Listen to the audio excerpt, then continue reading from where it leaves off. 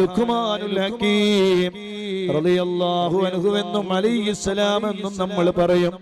ആ മഹാനവറുകൾ പറയുകയാണ്, 4000 നബിമാർക്ക് ഖിദ്മത്ത് എടുക്കാനുള്ള ഭാഗ്യം അല്ലാഹു എനിക്ക് തന്നിട്ടുണ്ട്.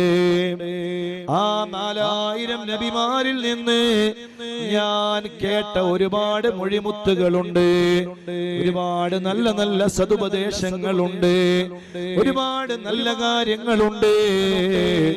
അതിൽ പ്രധാനപ്പെട്ട തെരഞ്ഞെടുത്ത 8 കാര്യങ്ങൾ ഞാൻ നിങ്ങൾക്ക് പറഞ്ഞു തരട്ടെയോ എന്ന് മഹാനായ ലുഖ്മാനുൽ ഹകീം അലൈഹിസ്സലാം നമ്മളോട് പറയുകയാണ്.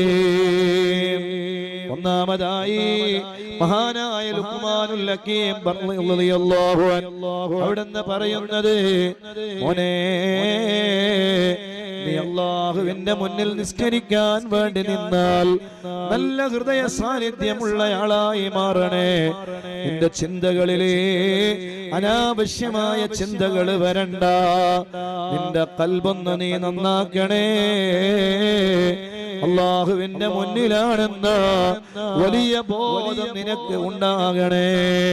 ഇത് എന്റെ അവസാനത്തെ നിസ്കാരമാണെന്ന് ചിന്തിച്ചാൽ, ഇത് എന്റെ അവസാനത്തെ ഫാത്തിഹയാണെന്ന് ചിന്തിച്ചാൽ, ഇത് എന്റെ അവസാനത്തെ റക്അത്താണെന്ന് ചിന്തിച്ചാൽ, ഇത് എന്റെ അവസാനത്തെ സുജൂദാണെന്ന് ചിന്തിച്ചാൽ, ഏതൊരാളുടെ നിസ്കാരത്തിലും ഹൃദയ സാന്നിധ്യം കൊണ്ടുവരാൻ കഴിയും.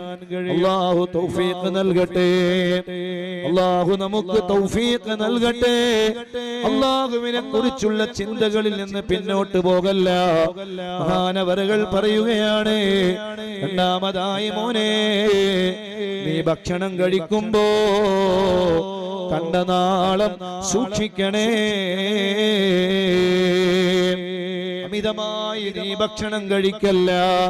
നിന്റെ വയറിനൊരു പരിധിയുണ്ട്, ഒരു പരിമിതിയുണ്ട്. തൊണ്ടയിലേക്ക് ഭക്ഷണം എത്തുന്ന രൂപത്തില് നീ ഭക്ഷണം കഴിക്കല്ല. ലുഖ്മാനുൽ ഹകീം റളിയല്ലാഹു അൻഹു നമ്മളോട് പറയുകയാണ്, ഹറാമായ ഭക്ഷണം സൂക്ഷിക്കണേ.